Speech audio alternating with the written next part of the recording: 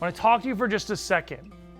If the choice of word and language that you use is different from mine, it is okay. You can have that conversation.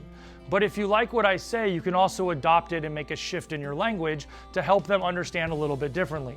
So here's something that I like to tell people is this, is do we want our kids to be aware when somebody is a stranger, they have to amplify their skill sets, they have to become more aware? Absolutely. But is every stranger a bad stranger? Because now we get into conversations like, what if the policeman comes to your house? Or what if the fireman comes to help you or is around or you need that help? Are those strangers always bad strangers? And in some of our opinions, we'll still say yes. In some of our opinions, we might say no. But I want to say it like this, is like, not every stranger is necessarily bad, and not every stranger is going to do something good for you. More importantly, we have to be able to identify quickly. So here's the thing. We like to talk about what we call tricky people, because tricky people can actually seem nice, but want something different. Okay? And what we want them to identify is that, yes, they might be somebody I don't know. That is a stranger. But I also want to pay attention to what's being said to me. I want to pay attention to how that's happening. Because if I get that gut feeling in my belly that person's walking up, it doesn't matter who they are or what their purpose is. I want my kids to get away from that. Does that make sense? I don't care if it's a police officer and my kid gets a gut feeling that that's not the right place to be. I just want them to get away and be safe. So we want to have those different conversations. But also I want them to have the ability to speak up and use their voice. We want to teach them what we call confidence in their speaking, and that's just the ability to say no. So here's the thing.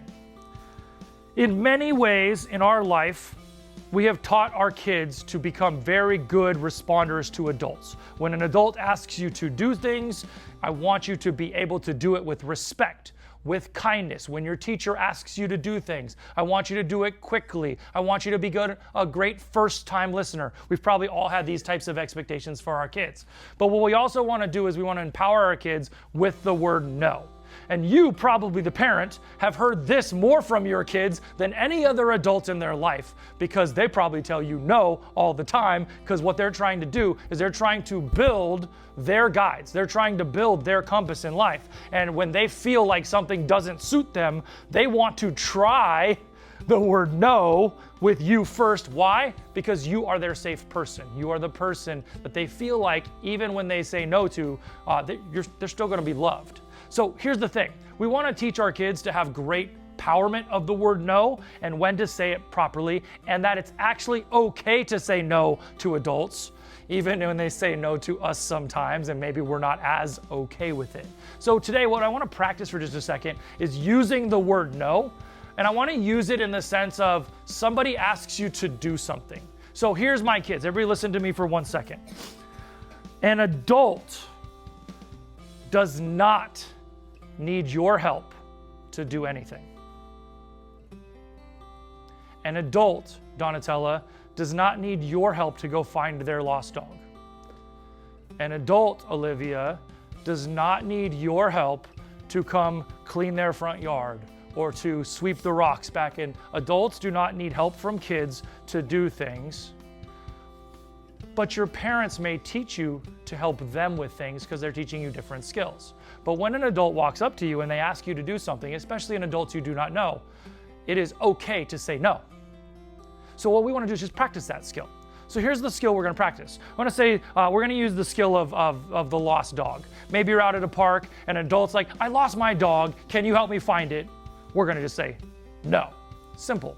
Very easy.